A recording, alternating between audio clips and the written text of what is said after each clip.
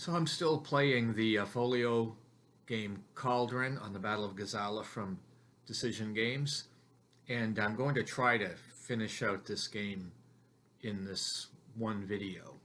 So we'll see how that goes. I believe I'm up to turn number 9. So we'll take a look at the map for that. So this is where a lot of the fighting has gone on, and you can see the Commonwealth has a position at Knight's Bridge. It's held by the 201st Brigade, and they are in a position that is mined. So it's very difficult to break through that, which is one of the reasons why you see the Axis has been focusing in between Knight's Bridge and El Adam. So they're trying to cut a hole in between those two to try to break through, because just north of what's seen on the map here is Tobruk, and that is one of the focal points geographically. Both sides want to hold it with a supply line without losing too many units. So that's what we see happening here.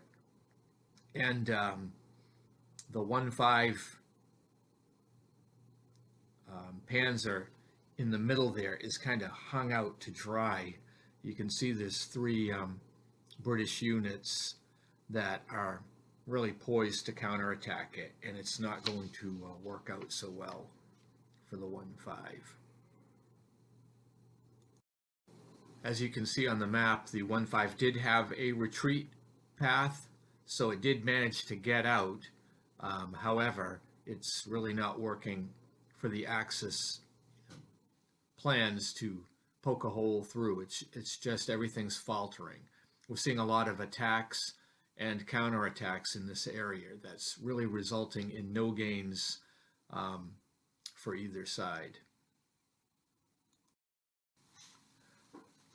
You can see here, now I'm up to turn 15, and the Commonwealth position at Knight's Bridge is just becoming, it's formidable, it's strong, and the Axis just does not have enough troops in the area to be able to get through there.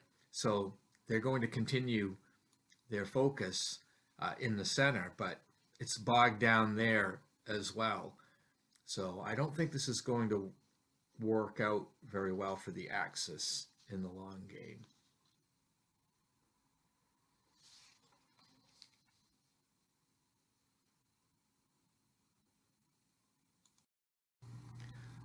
Now on turn 18, and here the Commonwealth decided to take a little bit of a gamble and launch a counterattack against the Panzers at El Adam. And in this particular attack, both sides used their maximum of artillery support. And however, when the battle was resolved, it was another exchange. So the 6th South African Brigade, suffered casualties, but the 1-5 Panzer Battalion also was reduced. So it still was a stalemate, but the Axis can't afford to lose as many steps as the Allies can in this game. Okay, I'm going to come back in here on turn 22. And here you can see that the Italians are finally breaching the minefields near Acroma. They are a little bit overextended, however, and they're still defended from getting to Tobruk. So it really is too little too late, I think. The Commonwealth did launch a counterattack here, but it was no effect. And the position at El Adam is holding up, but you can see the Axis forces are still trying to punch their way through. I just don't think they can get to where they need to go. Here you can see on turn 23 that El Adam finally does fall to the German 33rd Recon. And at this point, the Commonwealth is just going to start focus on defending Tobruk and keeping their supply line to the east open. That will win them the game. Of course, the Axis is going to try to capture Tobruk, and if they can have a momentary supply line, they will win the game. I just don't think that they can get through. There's not enough turns left in this game. So I think this is going to be a Commonwealth victory. Here is the position on turn 24. And again, you can see that there's just not enough turns left in the game to have any shot at the Axis capturing Tobruk. You can see here that the El Adam position is basically empty right now, and the Allied supply is open. This has been a scene of attacks and counterattacks pretty much throughout the whole middle portion of this game. But it's the Commonwealth has done an adequate job at keeping the Axis at bay here. On the last turn of the game, the Axis realized that they couldn't really win, but maybe they could get a draw if somehow they could interrupt the Commonwealth supply line to Tobruk. So they did make a last-ditch effort to do this, using all of their available artillery to try to open some holes up. It just was all to no avail. And I'll put a picture of the map down here for you to see how everything ended. But this game basically ends in a Commonwealth victory.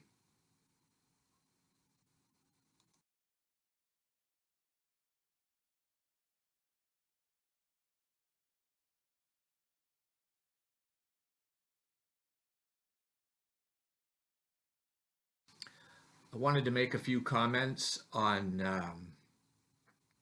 this game, on Gazala in general. I realize that I think I don't care for this battle. I've played it in a number of game systems. I have the Avalanche Press Gazala 1942. I have the Standard Combat series from the Gamers on Gazala, and I have this one, and I think I also have Brazen Chariots, which has a Gazala scenario. I haven't played that, but I haven't really enjoyed the Gazala games for whatever reason. As far as this system, it is unique. I think the fire and movement system in the Folio games is an okay system. What I don't like about it, I think, is the weak point of it is the bombardment system. I just don't like how that works. And I know I'm not alone in sharing that thought. However, I do know that it has been addressed somewhat, and I did write an article quite a few years ago on the magazine game Operation Shingle, I think, in the Italian campaign. And in that's the fire and movement system also. However, there were some tweaks made to the bombardment system, which I really liked. And if there was a way to, implement them across the board, I think it would improve the game, especially for those using solitaire play, which is usually how I look at these games. Anyway, I hope you enjoyed taking a look at this, and I hope to have some other games covered sometime in the near future. So have a great day, and thank you for watching.